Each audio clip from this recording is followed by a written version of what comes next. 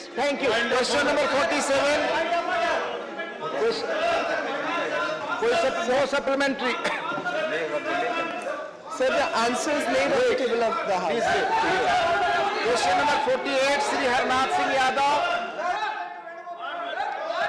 Please, माननीय मंत्री जी, please ले।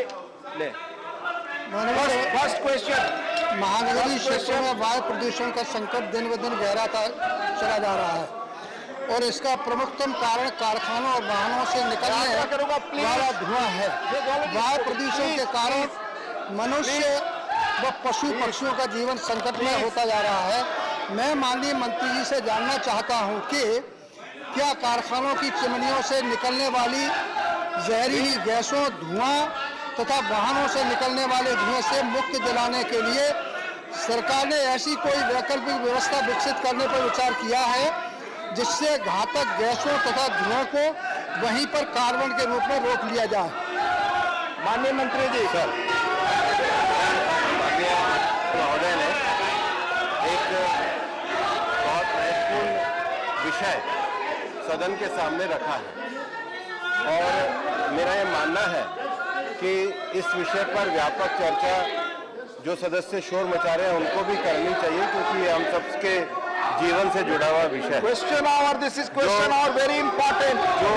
क्वेश्चन आवर आपने कह दिया है, I put it to honourable chairman. पूरा प्रश्न माननीय सदस्य ने पूछा है कि सरकार के द्वारा जो वाहनों का प्रदूषण है और उसके साथ साथ जो औद्योगिक प्रदूषण है उसके लिए क्या उपाय उठाए जा रहे हैं।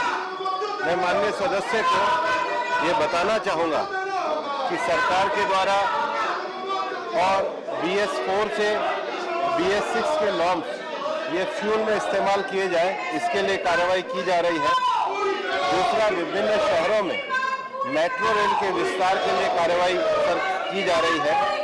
तीसरा, दिल्ली में जहाँ पर प्रदूषण बहुत ज़्यादा है, ईस्टर्न एक्सप्रेस हाईवे और वेस्टर्न एक्सप्रेस हाईवे जो बनाया गया है जो फ्यूल कंजम्पशन की दृष्टि से न्यूनतम करता है, उसके साथ ही साथ दिल्ली में 10 साल पुराने जो डीजल व्हीकल हैं उसको भी NCR में प्रतिबंधित किया गया है। जहाँ तक औद्योगिक प्रदूषण का विषय है, निश्चित रूप से जो coal based thermal power plants हैं उनके जो स्ट्रिंजेंट एमिशन के जो नॉर्म्स हैं उनको सरकार के द्वारा लागू किया गया है। इस बात को प्रोत्साहन भी दिया जा रहा है कि NCR रीजन में औद्योगिक जो इकाइयाँ हैं उसमें PNG के द्वारा ज़्यादा गैसेस का उपयोग हो। सरकार के द्वारा NCR रीजन में इस बात का भी प्रयास किया जा रहा है कि जो हमारा ईंट भट्टा उद्योग है उसमें जिगजैग टेक्नोलॉजी का प्रयोग किया जाए।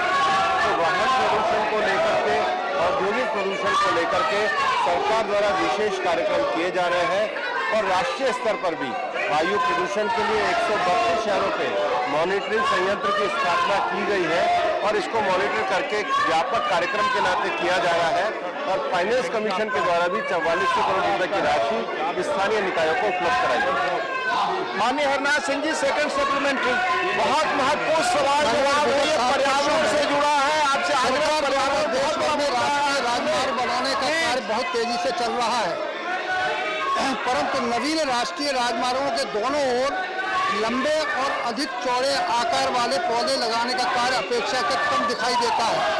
मैं माननीय मंत्री जी से जानना चाहता हूं कि जिस तेज गति से राष्ट्रीय राजमार्ग का निर्माण हो रहा है उसी गति से राजमार्गों के दोनों ओर तेज गति से वृक्षारोपण कराने की सरकार ने कोई कार्य योजना तैयार की है? यदि हाँ तो उसका पूर्ण विवरण क्या है?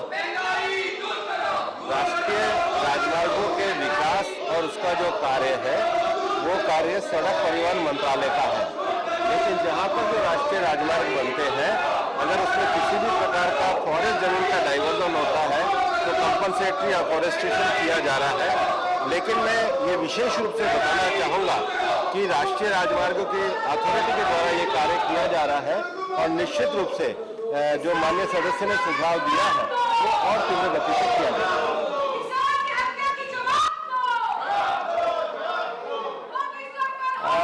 Mr. DP Butts.